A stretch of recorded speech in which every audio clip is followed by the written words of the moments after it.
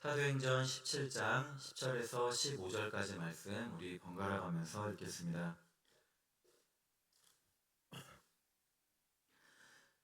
밤에 형제들이 곧 바울과 실라를 베레아로 보내니 그들이 이르러 유대인의 회당에 들어가니라.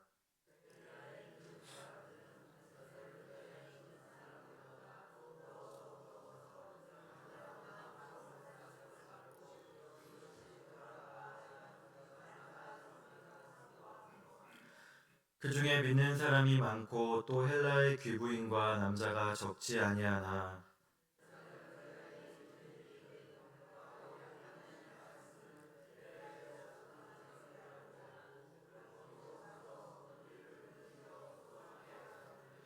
형제들이 곧 바울을 내보내어 바다까지 가게 하되 실라와 디모데는 아직 거기 머물더라.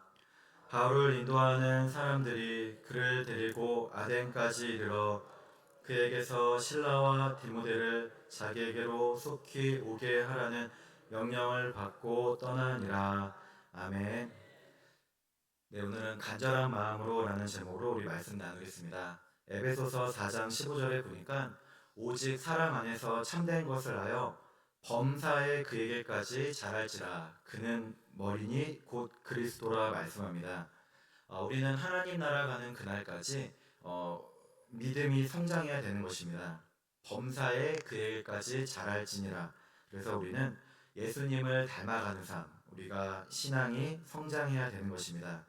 흔히 물어보면 대부분 저는 믿음이 없습니다, 부족합니다 이야기를 합니다. 겸손에 기인해서 하는 말일 수도 있는데 사실 내가 생각해도 무언가 부족하다고 느끼고 또 우리의 믿음이 더 자라야 된다고 우리 생각하는 갈급함이 있는 것입니다. 그런데 우리의 믿음이 자라기 위해서 필요한 것이 있습니다. 우리는 무언가 경험을 해야만 믿음이 자란다고 생각하기도 합니다. 또 내가 기도가 드렸는데 기도가 응답되거나 또 우리의 병이 있었는데 병이 낫거나 또 우리 삶의 문제가 해결될 때 또 우리 자녀들이 잘 되어서 좋은 일이 있을 때 하나님의 살아계심을 느끼기도 합니다. 그런데 이 모든 것들은 잘못되거나 틀린 것은 아닙니다.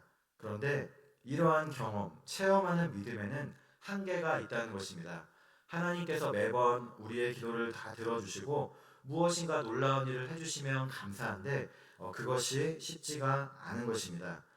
처음 예수님을 믿는 초신자 때와는 달리 어느 정도 신앙 연륜이 쌓이게 되면 더더욱 이러한 기적과 같은 일이 흔치 않음을 우리는 누구나 다 잘 알고 있습니다.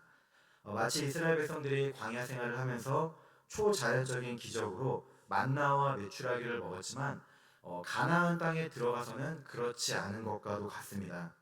여호수아 5장 12절에 보니까 또 그 땅의 소산물을 먹은 다음 날에 만나가 그쳤으니 이스라엘 사람들이 다시는 만나를 얻지 못하였고 그 해에 가나안 땅의 소출을 먹었더라 말씀합니다. 광야에서는 이스라엘 백성들은 약속의 땅으로 전진하는 것이 목표였습니다. 그런데 광야에서는 먹을 것이 없었기 때문에 하나님께서 만나를 허락해 주셨습니다. 그런데 가나안 땅에 들어와서는 더 이상 만나가 필요 없게 된 것입니다. 그래서 가나안 땅의 소출을 먹은 다음에는 만나가 그치게 된 것입니다. 우리는 만나와 같이 하늘에서 내리는 기적만을 바랄 것이 아니라 땅의 소출을 가꾸어 먹는 일상에서의 하나님도 만나야지만 믿음이 온전히 성장할 수 있는 것입니다. 그래서 언제나 하나님을 이적으로만 우리가 만날 것이 아니라 일상생활에서 우리 평범한 생활 가운데에서도 역사하시는 하나님을 만나기를 소망하는 우리 성도 여러분 되시기를 축복합니다. 그렇다면 기적이 아니라 단지 경험이 아니라 하나님을 만나서 믿음을 키우는 가장 큰 동력은 무엇이 될까요? 그 근원은 바로 말씀을 통해서인 것입니다. 우리는 교회 와서 이렇게 예배를 드리며 또 예배 드릴 때 말씀을 듣습니다. 또 찬양도 드리고 기도도 드리고 또 우리 광고도 하고 서로 교제도 합니다. 또 우리 특별한 날에는 성찬식과 세례식 등 예전도 있습니다. 그런데 무엇보다도 예배 가운데 가장 중심이 되는 것이 있으면 바로 말씀을 듣고 나누는 시간일 것입니다. 성경에서는 말씀을 생명의 양식이라고 표현합니다. 그래서 말씀이 육신이 되신 예수님께서 이 땅에 오셔서 자신이 생명의 떡이라고 말씀하시기도 하였고, 또 우리는 이러한 말씀을 마치 밥을 먹듯이, 하루 세 끼 우리가 밥을 양식을 먹듯이 먹어야만이 믿음이 성장할 수 있는 것입니다. 우스갯소리로 거북이 신자라는 이야기가 있습니다. 새는 굶은 상태에서 9일을 살 수 있고, 사람은 12일, 개는 20일, 거북이는 500일, 뱀은 800일, 물고기는 1000일을 먹지 않고 살 수 있다고 합니다. 이것이 다 맞는 이야기인지는 모르겠지만 어쨌든 이러한 것에 빗대어서 이 성도들 중에서도 성경 말씀의 양식을 섭취하지 않고도 1000일을 살아가는 이 물고기 성도가 있고, 또 500일을 버티는 거북이 성도와 같은 그런 모습이 있을 수 있다는 것입니다. 밥을 하루 한 끼 또 며칠을 먹지 않으면 우리가 살기 힘듭니다. 그렇듯이 생명의 양식인 말씀을 먹지 않고도 괜찮다고 살아가는 것은 결코 바른 신앙이 아닌 것입니다. 그래서 우리는 매일매일 말씀을 사모하면서 주야로 먹고 힘을 내야 되겠습니다. 시편 119편 103절에 보니까 주의 말씀의 맛이 내게 어찌 그리 단지요 내 입에 꿀보다 더 단이다 말씀합니다. 육이 건강하기 위해서는 우리가 양식을 잘 먹어야 되듯이 우리의 믿음이 성장하고 바르게 유지되기 위해서는 하나님의 말씀을 잘 먹어야 됩니다. 그래서 우리 믿음을 키워나가고 말씀의 은혜와 기쁨을 경험할 수 있는 것입니다. 우리 언제나 이러한 충만한 은혜가 가득 넘치는 우리 성도 여러분 되시기를 축복합니다. 열왕기하 22장에 보니까 요시야 왕은 이 성전을 수리하던 중에 하나님의 말씀, 율법책, 지금 우리식으로 얘기하면 성경책을 발견했습니다. 그동안에 우상 숭배하다가 성경책을 잃어버리고 아무도 관심 갖지 않았는데 그 말씀을 우연히 찾아내었고, 이로 말미암아 다시금 하나님께로 돌이키는 이 종교 개혁, 영적 대각성을 하게 됩니다. 우리도 마찬가지지 않겠습니까? 우리도 매일매일 내가 성경책을 갖고는 있지만 보지 않고 또 듣지 않아서 잃어버렸던 나의 말씀을 다시 찾아내야 되겠습니다. 이렇게 매번 똑같이 교회에 와서 듣는 설교, 또 이미 내가 다 아는 말씀, 또 내가 심지어는 다 경험해서 간증이 있는 성경의 말씀이 아니라 오늘 나에게 새롭게 주시는 우리 하나님의 말씀은 무엇인지, 우리 그 음성과 그 뜻은 무엇인지 사모하면서 내가 이전에 몰랐던 하나님에 대한 새로운 이해, 말씀 듣기를 힘쓰시길 바랍니다. 그렇다면 우리가 이렇게 말씀을 먹고 들을 때, 또 배울 때 어떠한 마음으로, 어떠한 모습으로 해야 되는지 살펴보기 원합니다. 오늘 말씀에는 이 베레아에 있는 사람들이 어떻게 말씀을 들었는지, 또 배우고 믿음을 가졌는지 나옵니다. 짧은 구절이지만 오늘 말씀을 통해서 우리가 얻을 수 있는 교훈을 찾아보도록 하겠습니다. 먼저 첫 번째로는 성경의 말씀을 편견 없이 보아야 된다는 것과, 두 번째 간절한 마음으로 말씀을 받아야 된다는 것, 그리고 세 번째 듣고 본 말씀을 내 것으로 만드는 묵상의 시간, 연구하는 상고의 시간이 있어야 함에 대해서 세 가지로 살펴보겠습니다. 먼저는 말씀을 들을 때, 우리가 꼭 이렇게 교회 와서 설교를 들을 때뿐만이 아니라 내가 평상시 말씀을 읽고 보고 배울 때 우리가 편견 없이 보도록 해야 되겠습니다. 오늘 말씀 11절에 보니까 베레아에 있는 사람들은 데살로니카에 있는 사람들보다 더 너그러워서 간절한 마음으로 말씀을 받고 말씀합니다. 베레아에 있는 사람들은 너그러워서 간절한 마음으로 말씀을 받았다 우리 말씀하는데, 여기서 너그럽다라는 것은 우리 예전 개혁 성경에서는 신사적이라고 번역된 말씀입니다. 그래서 이것은 가문이 좋고 출신이 좋고 고귀한 그런 의미를 갖고 있는데, 그렇다고 해서 이 베레아 사람들이 데살로니가 사람들보다 더 좋은 가문에서 태어난 귀족 출신이라는 말은 아닙니다. 그러니까 사회적 신분을 나타내는 것이 아니라 이들이 가진 성품이 데살로니가 사람들보다 베레아 사람들이 더 고결하다고 하는 말씀입니다. 그래서 오늘 우리가 읽은 말씀과 같이 더 너그러워서 깨끗한 마음을 갖고 하나님 말씀을 편견 없이 객관적인 자세로 들었다는 것을 말하는 것입니다. 우리도 하나님 말씀을 들을 때는 편견 없이 듣기를 힘써야 되겠습니다. 사실 우리가 말씀을 듣는데 삐딱한 마음으로 듣는 것이 아니면 분명합니다. 그렇지만 때로는 내가 이미 알고 있는 것, 내가 듣고 배운 것이 많기 때문에 이렇게 되지 못할 때가 많다는 것입니다. 때로는 벌써 내가 내 판단과 우리 생각이 앞서가지고 그럴 때가 분명히 있을 수 있습니다. 이미 뭐 많이 들어본 말씀이라면 또 저 역시도 설교를 준비하다 보면 뭐 더 이상 새로운 것이 생각나지 않고 예전에 했던 거 똑같이 그렇게 할 때가 많은데, 그렇게 되면 우리가 한 가지 사실밖에 보지 못하는 우를 범하게 된다는 것입니다. 그래서 하나님 말씀을 통해서 우리가 다양한 지혜, 다양한 지식과 보와 보물 창고를 열어서 우리가 다 가지고 와야 되는데, 그 수없이 많은 것들 중에서 이미 내가 알고 있는 것 그 한 가지 사실밖에 알지 못한다면 안 된다는 것입니다. 그래서 내가 가진 생각, 판단, 과거 경험, 이성, 어떠한 색안경이 있다면 우리가 다 내려놓아야 되는 것입니다. 수많은 성경에 나타난 기적과 역사는 이 사람의 생각을 초월하여 나타났습니다. 그래서 우리가 이러한 마음으로 우리가 성경을 보고 들어야지 그때 우리에게 믿음이 들어가고 또 이미 있는 믿음도 성장해 나간다는 것입니다. 뭐 한 예로 뭐 진화론에서 우리 말하는 과학적인 방법, 연구 방법이 있습니다. 그런데 우리가 이러한 것을 다 배척할 필요는 없습니다. 과학이 발견할 수 있는 것들은 뭐 그대로 찾아내고 연구해야 됩니다. 그런데 과학이 밝혀낼 수 없는 세계, 아무리 우주를 연구하고 지구를 보아도 알지 못하는 세계도 있음을 깨달아야 되는 것입니다. 그래서 우리 하나님을 바르게 알기 위해서는 다른 방법, 영의 눈이 떠져야 되는데, 그것이 바로 말씀을 통해서 하나님의 지혜와 생각을 갖고 깨닫게 될 수 있는 것입니다. 최신식 시설이란 예화가 있습니다. 어느 목사님이 급성장하는 어느 회사 사장의 초대로 그 회사를 방문하게 되었습니다. 회사를 견학하고 사장실로 들어가서 그 안을 둘러보았는데 모든 것이 최신이고 고급된 장식이 되어 있고 멋진 계획을 가지고 우리 발전하는 회사임을 한눈에 알아볼 수 있었다고 합니다. 그런데 그 방의 분위기에 어울리지 않게 책상 위에 너덜너덜하게 다 낡은 책이 한 권 있었다는 것입니다. 그것은 바로 손때가 묻은 가죽 성경이었습니다. 회사의 그 회사에서 아마도 낡은 고물에 속한 것은 그 성경책 하나뿐이었을 것입니다. 그래서 목사님이 사장에게 물어보았습니다. 아니, 저렇게 낡은 성경을 왜 책상 위에 두고 있습니까?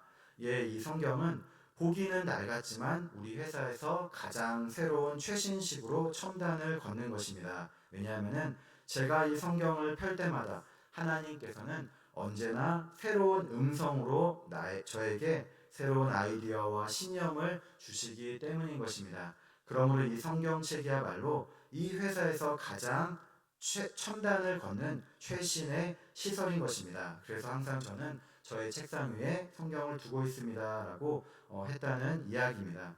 우리가 생각할 때 이 성경 말씀이 어떻게 나의 삶을 변화시키고 또 지금 내가 가지고 있는 이 문제가 새롭게 바뀔 수 있는지 의문스러울 때가 많습니다. 단지 성경 말씀은 옛날 사람의 말일 뿐이고 지금 이 시대와는 전혀 어울리지 않는다고 생각할 수 있는 것입니다. 오늘 나의 문제에 아무런 답도 해결책도 내어놓지 못한다고 생각할 수 있습니다. 그런데 하나님께서는 지금도 역사하고 계시고 새로운 시대를 창조하여 변화시켜 나가시는 분이신 것입니다.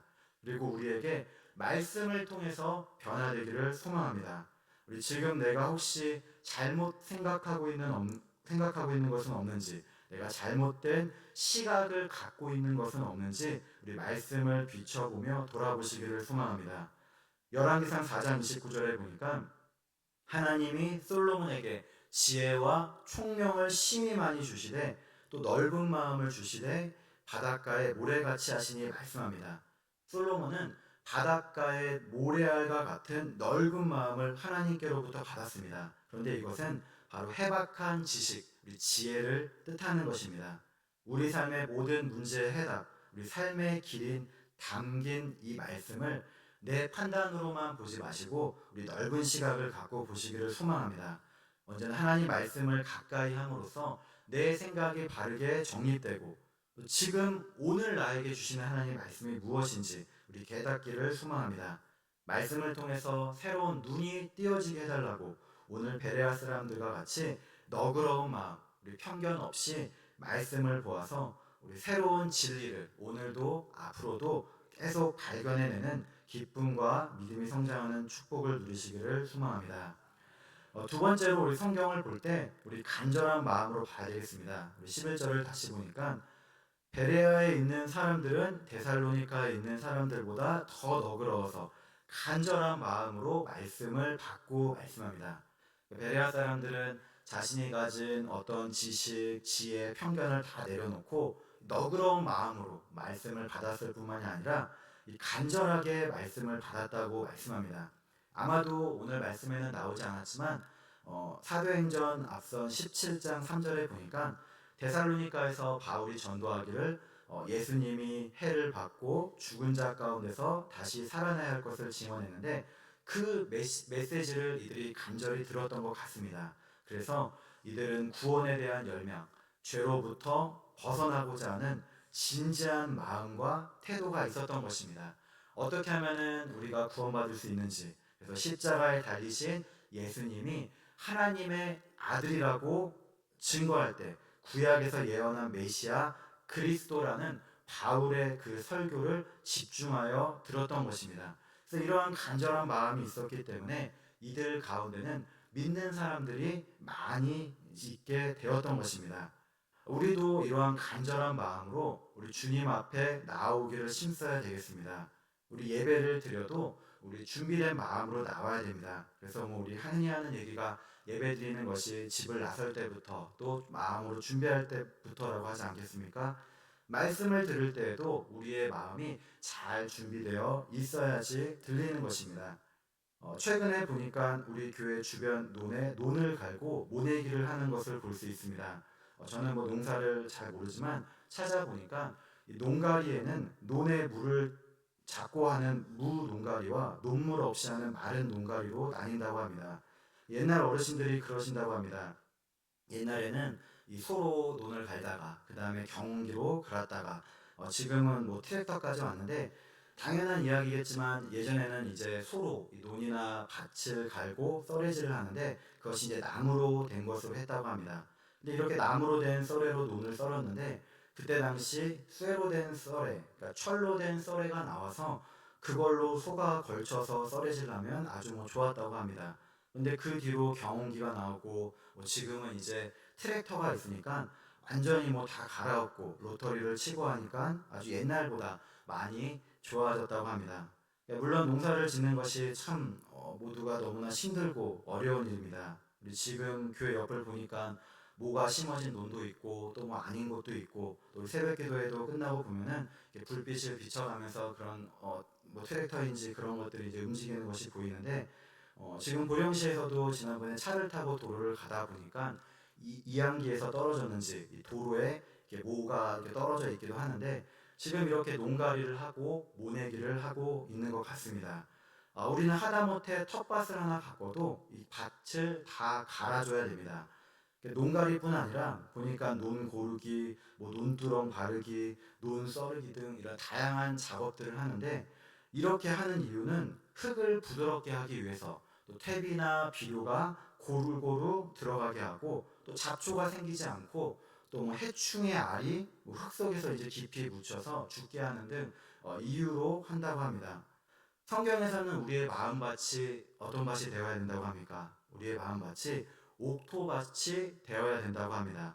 마태복음 13장에 보니까 네 가지 땅에 떨어진 씨 비유가 나오는데 마태복음 13장 19절에 뿌리는 씨는 천국 말씀을 가리키고 밭은 우리의 마음을 말씀합니다. 하나님 말씀이 뿌려지는데 그것을 듣는 자의 마음, 또 믿음, 신앙 생활에 따라서 열매가 맺힐 수도 있고 그렇지 않을 수도 있다는 것입니다. 그런데 우리는 우리의 마음밭이 길가와 같은 마음, 돌밭과 같은 마음, 가시떨기와 같은 모습이 있어서는 안 되는 것입니다. 다 갈아내야 되는 것입니다. 그래서 내 마음에 딱딱하고 굳은 마음을 없애고 또 돌이 있다면 다 골라내야 됩니다. 가시 같은 것이 자란다면 다 이렇게 없애야 되는 것입니다. 그래야만 좋은 땅, 이 옥토밭이 되어서 100배, 60배, 30배, 30배, 60배, 100배의 결실을 맺을 수 있는 것입니다. 그런데 이러한 마음밭이 되기 위해서는 무엇보다도 오늘 베레아 사람들과 같이 너그러운 마음, 우리 간절한 마음으로 말씀을 받아야 하는 것입니다. 우리 간절한 마음이 되기 위해서는 어떻게 됩니까? 우리 언제 말씀이 잘 들리십니까? 우리 때로는 삶의 고난을 통해서 정말로 우리 마음밭이 갈리기도 합니다. 또 어떤 때는 하나님을 향한 뜨거운 열정, 마음을 갖고 나올 때 마음밭이 고와질 수 있습니다. 또 교만한 마음이 아니라 겸손한 마음이 있을 때 하나님께 귀 기울이는 마음을 가져야 되겠습니다. 그래서 호세아 10장 12절에 보니까 너희가 자기를 위하여 공의를 심고 인애를 거두라. 너희 묵은 땅을 기경하라. 지금이 곧 여호와를 찾을 때니 마침내 여호와께서 오사 공의를 비처럼 너희에게 내리시리라 말씀합니다. 너희의 묵은 땅을 기경하라. 그러니까 호세아는 이스라엘 사람들의 죄악된 삶이 있다면 다 청산하고 묵은 땅을 기경하고 공의를 심어서 인애를 거두라. 공의와 사랑을 행하는 삶을 살라고 말씀합니다. 우리 역시도 마음밭을 갈아야 되겠습니다. 우리 앞서 살펴본 것처럼 내 안에 잘못된 생각, 우리 편견이 있다면 다 내어놓고 우리 논이나 밭이 씨를 뿌리기 전에 갈아엎어지듯이 마음이 새롭게 변해야 되겠습니다. 베라 사람들이 가진 것과 같이 하나님을 향한 열망, 구원을 받고자 하는 마음으로 우리도 바울이 전한 복음, 예수님의 십자가, 그 말씀을 바르게 듣고 깨닫기를 힘쓰시기를 소망합니다. 야고보서 1장 5절에 보니까 너희 중에 누구든지 지혜가 부족하거든 모든 사람에게 후히 주시고 꾸짖지 아니하시는 하나님께 구하라. 그리하면 주시리라 말씀합니다. 우리는 이 말씀을 지혜가 부족한 사람이 그런가 보다 그렇게 생각하는데 사실 그렇지 않습니다. 거꾸로 우리 스스로가 부족함을 먼저 인정하고 구할 때 하나님의 놀라운 지혜를 얻게 되는 것입니다. 그래서 우리 말씀 앞에서 참된 삶의 문제에 해답이 있음을 믿고 지금도 직장과 우리의 삶에서 우리 사업장에서 인간관계 어려움이 있을 때 하나님께 간절히 나와서 말씀을 구하시기를 소망합니다. 지금 나에게 주시는 하나님의 말씀을 듣기를 사모합니다. 그러한 마음으로 나와서 믿음이 성장하는 은혜를 입기를 주님의 이름으로 축복합니다. 마지막 세 번째, 베레아 사람들은 이렇게 들은 말씀, 받은 말씀을 토대로 날마다 성경을 상고했다고 말씀합니다. 우리 11절에 다시 보니까 베레아에 있는 사람들은 데살로니카에 있는 사람들보다 더 너그러워서 간절한 마음으로 말씀을 받고 이것이 그러한가 하여 날마다 성경을 상고함으로 말씀합니다. 상고한다라는 말은 우리 찾아보니까 연구한다, 공부한다는 것입니다. 그래서 바울의 말이 맞는지 깊이 헤아려서 견주어 살펴보았다라는 뜻입니다. 성경을 가까이 살펴본 것입니다. 그래서 마치 무언가를 조사하듯이 세밀하고 연구하고 깊이 묵상한 것입니다. 베레아 사람들은 말씀을 들을 때에도 대충 편견 없이 듣지 않고 너그러운 마음, 좋은 마음, 옥토와 같은 마음으로 받았는데 그것 또한도 잊지 않고 간직해서 그 말씀이 맞는지 연구하고 살펴본 것입니다. 그래서 이들은 자신들이 할 수 있는 최선의 노력을 다해서 설교를 듣고 나서 바울의 그 말이 구약 성경과 일치하는지 혹시 어긋난 것은 없는지 확인하기 위해 날마다 찾고 묵상했습니다. 또 그때 당시 그들이 가졌던 지식, 헬라 철학과 사상, 생활의 여러 체험을 종합해서 검토하면서 수용하고 비판적인 질문을 가지며 익혀 나갔던 것입니다. 우리 역시도 들은 말씀, 우리 배운 말씀이 있으면 말씀을 잘 간직하고 기억하고 살펴야 됩니다. 우리 지금 이 자리에 앉아서 우리가 사실 말씀이 이렇게 들리고 이해하고 깨닫게 되는 것이 있어도 그것이 묵상의 단계를 거치지 않으면 열매를 맺기가 힘듭니다. 그래서 묵상한다는 것은 다시 생각해보는 것, 작은 소리로 읊조리는 것을 말하는데 마치 소가 이 먹은 것을 되새김질하듯이 들은 말씀을 곱씹어보고 생각하는 것입니다. 그래서 아무리 좋은 말씀도 우리가 한 번 듣고 지나가면 잊혀지게 됩니다. 아무리 좋은 설교, 부흥의 은혜로 많은 말씀을 들어도 그것이 나에게 남기 위해서는 최소 한 번이라도, 최소 몇 번이라도 다시 생각해보고 꺼내서 보아야 되는 것입니다. 우리 시편 1편 1절 2절 말씀에도 복 있는 사람은 악인들의 꾀를 따르지 아니하며 죄인들의 길에 서지 아니하며 오만한 자들의 자리에 앉지 아니하고 오직 여호와의 율법을 즐거워하여 그의 율법을 주야로 묵상하는도다 말씀합니다. 이와 같이 성도의 삶도 내가 듣고 본 깨달은 말씀이 있으면 다시금 그 말씀을 되새기고, 또 하다못해 좋은 말씀이 있으면 계속 암송하고 되뇌이면서 우리 안에 온전히 심기고 자라서 삶의 열매를 맺을 수 있는 데까지 나아가야 되겠습니다. 다나카 나오키의 나는 당신이 오래오래 걸었으면 좋겠습니다. 우리 책에 보니까 우리가 나이를 먹으면서 이 근력이 눈에 띄게 떨어지는데, 그것은 일상적인 활동량, 운동량이 줄어들어서 근섬유가 가늘어지기 때문이라고 합니다. 이 근육의 구성 단위인 이 근섬유는 태어나서 죽을 때까지 이 숫자가 크게 변하지 않습니다. 그래서 우리 실제로 나이 드신 분들 중에도 이 젊은 시절에 운동을 아주 좋아해서 운동광이라고 불렸던 분들도 나이가 나이인지라 근력이 부쩍 떨어졌어, 우리 그런 식으로 이야기를 하곤 한다는 것입니다. 그런데 이것은 나이가 아니라 근력을 얼마나 자주 사용하느냐에 따라서 다르다는 것입니다. 물론 우리가 다 나이가 많이 들게 되면은 백혈구 속의 면역세포 수가 25살을 정점으로 줄어든다고 합니다. 그것 때문에 병에 대한 저항력이 우리가 다 떨어집니다. 또 우리 뇌세포 수도 줄어들어서 자꾸 건망증이 생기고 잊어버리고, 또 머리카락과 치아의 수도 줄어듭니다. 그런데 근육은 이 면역세포나 뇌세포와 달리 숫자에서만큼은 나이에 영향력을 적게 받는다는 것입니다. 그래서 근섬유 자체는 변함이 없는데 이 활동량이 줄어들어서 이 근섬유가 가늘어지게 된다는 것입니다. 자주 사용하는 근육은 이 근섬유가 두꺼워져서 힘이 강해지고, 사용하지 않는 근육은 근섬유가 가늘어져서 힘이 떨어진다는 것입니다. 그래서 이렇게 양력같이 이렇게 손으로 우리가 꽉 쥐는 힘은 그래도 나이가 들어도 계속 우리가 사용하기 때문에 괜찮은데, 다른 것들은 사용하지 않기 때문에 저하되는 것입니다. 그래서 우리가 며칠 동안만 몸져 누워 있으면은 근력이 하루에 막 5%씩 저하된다고 합니다. 젊었을 때 얼마나 운동신경이 좋았든지, 또 아니면 내가 젊었을 때 뭐 근육 많이 키워서 트레이닝을 많이 했든, 지금 현재 근육을 사용하지 않는다면 근력은 당연히 떨어진다는 것입니다. 그래서 올림픽에 나가서 금메달을 딴 마라톤 선수라도 마찬가지라고 합니다. 그래서 한마디로 근력은 저축되지 않고, 오히려 만약에 내가 젊었을 때 체력만 믿고 지금은 이렇지만 젊을 때 나도 펄펄 날았어 그러면서 운동을 지금 등한시하게 되면은 체형은 망가지고 점점 구부러지고 또 체력은 떨어진다는 것입니다.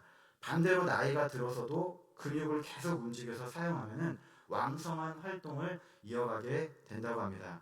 믿음이 자라는 것도 마찬가지라고 생각합니다.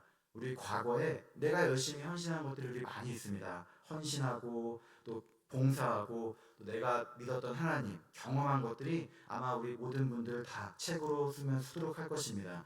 그런데 지금 현재 내가 얼마나 하나님을 믿고 의지하는지, 하나님과 교제하는지에 따라 그 믿음이 달라질 수 있는 것입니다. 베레아 사람들은 말씀을 묵상하며 살펴보는데 날마다 그것이 맞는지 그러한지 찾아보고 연구하고 익힘으로써 온전히 자신들의 것으로 만들기를 힘썼습니다. 그래서 그냥 좋은 마음, 간절한 마음으로 바울이 전한 복음을 듣고 은혜 받았네 하고 그냥 집에 가서 쉬었던 것이 아니라 열심히 말씀을 찾아보고 되새겼던 것입니다. 우리 역시도 우리의 마음밭이 좋은 밭, 우리 옥토밭이 되어서 항상 말씀을 간절한 마음으로 받고 또 그것을 잘 간직하며 싹이 터서 자라도록 힘써야 되겠습니다. 결국 이러한 이들의 모습은 우리 12절에 보니까 그 중에 믿는 사람이 많고 또 헬라의 귀부인과 남자가 적지 아니하나 말씀합니다. 놀라운 복음의 결실, 열심히 듣고 들은 말씀 배우고 익히고 살펴보자 진짜로 그 마음의 말씀이 심겨져서 믿음이 자라나 이렇게 귀한 열매를 거두게 되었다는 것입니다. 그렇다면 끝으로 왜 이렇게 우리는 말씀을 간절한 마음으로 듣고 우리가 배우고 날마다 살펴보며 익히는데 우리가 힘써야 되는 것일까요? 그것은 세상에서 말씀을 대적하는 악한 영이 있기 때문에 그런 것입니다. 오늘 말씀이 이렇게 은혜롭게 그냥 끝나면 좋은데 바울과 그 일행이 복음을 전하는 것을 방해하는 사람들이 나타납니다. 우리 13절에 보니까 데살로니카에 있는 유대인들은 바울이 하나님의 말씀을 베레아에서도 전하는 줄을 알고 거기도 가서 무리를 움직여 소동하게 하고는 말씀합니다. 그러니까 베레아에서 복음 전하고 있다는 소식을 듣고는 데살로니카에 있던 유대인들이 그 전에도 거기서도 방해했는데 베레아까지 쫓아와서 전도하지 못하게 말씀 복음 전파 사역을 방해한 것입니다. 그래서 뭐 불량배를 동원해서 뭐 소동을 일으키고 뭐 이런 것들이 이제 큰 효과를 일으킨 것은 아닌데 바울이 어쨌든 이 일로 인해서 더 이상 베레아에서는 안전하게 거할 곳이 없어지게 되자 결국 14절 15절에 보니까 이 믿는 성도들의 도움으로 이제는 신속하게 베레아를 떠나게 됩니다. 물론 우리 앞선 12절과 같이 믿는 사람이 그 중에 많았기 때문에 많은 열매를 거뒀기 때문에 다른 데 가서도 복음을 전해도 괜찮았습니다. 하지만 여기서 우리가 볼 것은 세상에는 여전히 하나님 말씀을 방해하고 믿는 우리들을 박해하고 조롱하는 것이 있음을 우리가 알아야 되는 것입니다. 코로나를 거치면서 우리 교회에 대한 안 좋은 인식, 잘못된 시선들이 믿지 않는 이들에게 어느샌가 생겨났습니다. 그래서 또 끝까지 믿기를 거부하고 믿는 이들을 방해하고 안 되게 하는 사람들이 우리 주위에 얼마든지 있습니다. 그럴 때 우리가 말씀으로 내 믿음의 토대가 바르게 세워지지 않으면 안 된다는 것입니다. 견고하게 말씀 위에 우리의 믿음이 세워져 있어야지 믿음이 자라나고 있어야 되는데 그렇지 않으면 세상 유혹, 핍박, 환난, 고난에 다 무너지게 된다는 것입니다. 우리 별것 아닌 것 같은데 뭐 교회 다니지 않는 사람들의 말 한마디 때문에도 우리의 신앙 역시 넘어질 수 있습니다. 우리 가까운 가족이나 친척, 이웃으로부터도 우리가 상처되는 말을 듣게 되었을 때 또 우리 거꾸로 우리 교회 성도들이나 또 우리 목회자들로부터도 사실 의도는 그런 것은 아닌데 상처나 시험에 들 수 있는 것입니다. 그럴 때 우리는 이러한 것을 평상시 우리가 말씀을 갖고 잘 믿음을 키워 나가 있어야만이 이겨낼 수 있는 것을 알고 믿음의 훈련, 신앙 성장이 되도록 힘써야 되는 것입니다. 또 우리 목장 내에서도 우리가 믿음을 키우기 위해서 애써야 됩니다. 우리 목장에서 우리 세상의 가치관이나 세상의 일이 우리 목장은 중심이 아닙니다. 진정으로 말씀을 중심으로 우리 교회 안에서 하나가 되어야 되는 것입니다. 우리 안산의 꿈의 교회 김학중 목사님의 얘기를 들어보니까 되게 열심히 하는 교회 그 부부 소그룹 모임, 우리식으로 얘기하면 열심히 하는 목장 모임이 있었다고 합니다. 교회에서도 열심히 참여하고 앞서 나가는 그룹이었다고 합니다. 그런데 어느 날 SNS를 보니까 깜짝 놀랐다는 것입니다. 그 모임이 전부 다 광화문의 어떤 집회에 가서 기념사진을 찍어서 올렸다는 것입니다. 물론 우리도 이렇게 모여있지만 우리 성도 개개인은 어느 누구든 정치 성향이 보수든 진보든 누구나 자유롭게 정치에 관심을 갖고 또 참여하고 이야기를 나눌 수 있습니다. 그런데 어떤 모임이든 우리 교회 안에서의 모임은 교회의 질서 안에 있어야 된다는 것입니다. 그래서 꿈의 교회는 엄격하게 사실 저희 교회는 좀 간략하지 않습니까? 우리 어디서 몇 명 모이고 뭐 헌금하고 새벽기도 성경 읽은 것 다음에 어디서 모이는 정도. 그래서 사실 우리 목자분들이 좀 크게 부담이 되지 않는 그런데 꿈의 교회는 육하 원칙에 의거해서 보고하게 된다는 것입니다. 그래서 그것이 뭐 보고한다 그런 개념이 아니라 목회자와 소통하는 것. 그러니까 누가 언제 어디서 어떻게 무엇을 했는지 어떻게 모였는지 그렇게 소통하는 보고를 해야만이 모임이 끝난 것이다. 엔딩이 되는 것이다 라는 것입니다. 그렇게 해야만이 뭐 감시하는 것이 아니라 교회가 추구하는 이 모임이 건강하게 이 기능적 역할을 하는지 확인하는 것이라는 이야기를 들었습니다. 이유가 있습니다. 왜 이렇게 하냐면은 꿈의 교회도 이 소그룹 안에 이 교회가 크지 않습니까? 소그룹 안에 이 신천지가 들어와서 우리식으로 얘기하면 이 목장 모임에 신천지가 들어와서 알도 못하는 어려움을 겪기도 하였고 또 그런 모임 안에서 다단계 모임을 통해서 엄청난 물질적인 피해를 받고 또 교회가 시험에 들고 가정이 붕괴되는 일을 경험했다는 것입니다. 우리 오늘 우리의 목장의 모임의 목표는 무엇이 되어야 되겠습니까? 우리 오늘도 이 말씀을 가지고 우리가 나누는데 오늘 말씀과 같이 우리 목장 모임의 목표는 믿음이 자라나게끔 하는 역할. 우리 지난 시간 나눈 대로 마음을 같이 해서 동정하고 사랑하고 또 서로 돌아보아 사랑과 선행을 격려하고 친교하는데 이 모든 것을 말씀을 기준으로 해서 우리 중심을 잡을 수 있도록, 그래서 우리가 뭐 매주 확인하진 않지만 언제든지 목사님이 목자나 교인들한테 물어보면은 어떠한 모임을 어떻게 진행하고 있습니다 라고 건강하게 소통할 수 있는 우리 그런 모임이 되어야 되겠습니다. 우리 언제나 베레아 사람들과 같이 우리 하나님 말씀을 보면서 진리 앞에 편견 없이 우리 객관적인 자세, 깨끗한 마음, 너그러운 마음을 가지고 나아가시기를 힘쓰시기 바랍니다. 이전에 내가 모르던 것 무엇인지 새롭게 깨닫는 것은 무엇인지 우리 찾아서 알기를 힘써야 됩니다. 또 우리 간절한 마음으로 마치 옥토밭이 되어서 우리 논을 갈듯이 하나님 제 마음도 세상에서 더럽혀진 돌과 흙이 다 깨끗하게 기경되게 해달라고, 그래서 말씀이 심겨지도록 사모하며 받아야 됩니다. 그리고 듣고 배운 말씀 우리 살펴보며 익혀가는 것, 우리 집에 가서도 꼭 내 것으로 만들기를 힘쓰는, 그리고 건강한 목장 모임을 만들어 나가고 우리의 신앙을 세워나가는 복된 성도 여러분 되시기를 주님의 이름으로 축복합니다. 기도드리겠습니다. 하나님 감사드립니다. 언제나 말씀을 바르게 듣고 배우며 익혀가며 우리의 믿음이 성장하는 복된 은혜를 베풀어 주시옵소서. 감사드리며 예수님의 이름으로 기도드립니다. 아멘.